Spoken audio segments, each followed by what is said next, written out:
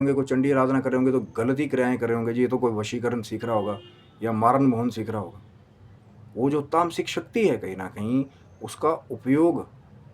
उन तामसिक लोगों के खात्मे के लिए भी किया जाता है, जो शरारती तत्व कहीं न कहीं आम जन को परेशान करते हैं।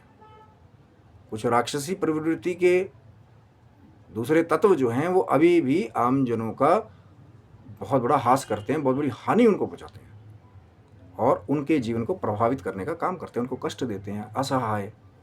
अब वो जो असहाय हैं, जिनके पास शक्ति नहीं है, पहले भी मैंने आपको कहा था कि दुर्गा आराधना, शक्ति आराधना कहीं न कहीं एक ऐसा स्वरूप है, ऐसी महाशक्ति है कि कलिग काल में जहाँ पैर-पैर पे शरारती तत्व है, यहाँ आवश्यकता है। और माँ का तो स्वरूप ऐसा है कि जब शिव के नाम में से ई की मात्रा भी निकल जाती है, तो भगवान भी शव हो जाते हैं। क्योंकि शक्ति है,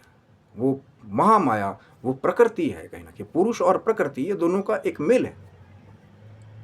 कि अब शरीर तो है, पुरुष तो है, लेकिन उसके अंदर शक्ति ही ना हो शरीर में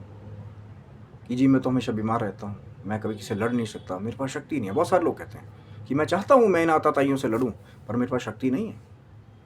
तो कैसे प्राप्त होगी वो शक्ति? तो वही है माँ दुर्गा की आराधना, माँ चंडी की आराधना, माँ कालिका की आराधना, क्योंकि सभी स्वरूप माँ भगवती के हैं। जो दुर्गा आराधना करने वाले हैं, चाहे आप दुर्गा सप्तशती के वो जो दिव्य मंत्र हैं या वो जो निवारण मंत्र हैं कहीं न कहीं, ओम ऐं ग्रीं क्लीं चामुंडाय विच्चे, जिसमें माँ सरस्वती, माँ लक्ष्मी और माँ महाकाली तीनों ही स्वरूप कहीं न कहीं प्रस्तुत हैं कि पहले बुद्धि लगा के देख ली, हो सकता है युद्ध की आवश्यकता ही ना पड़े। फिर धन भी लगा करके देख लिया कि यार चलो कोई बात नहीं, थोड़ी बहुत व्यवस्था कर देते हैं, हो सकता है ना लड़ना पड़े। लेकिन जब आताताई शस्त्र अस्त्र लेकर के आपके प्रियजनों को मारने के लिए तैयार हो जाएं और आपके पास कोई ना ही पैसे का विकल्प हो, ना ही बुद्धि का विकल्प हो कि अब उन्होंने तो जी आए हैं वो ही करने के लिए कि भैया तो मार के जाएंगे, क्योंकि है तो राक्षसी प्रवृत्ति ना। तो फिर जब आपके पास कोई दूसरा चारा ना हो, शस्त्र उठाना ही पड़े, लेकिन शस्त्र उठाने की शक्ति ही ना हो, लड़ने की वो जो शौर्य की कहीं ना कहीं शक्ति वही ना हो, तो वो कैसे आएगी?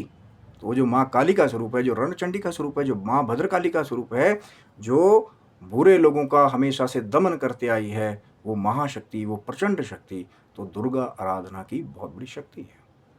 और इस कली काल में बहुत आवश्यक है कहीं ना कहीं कि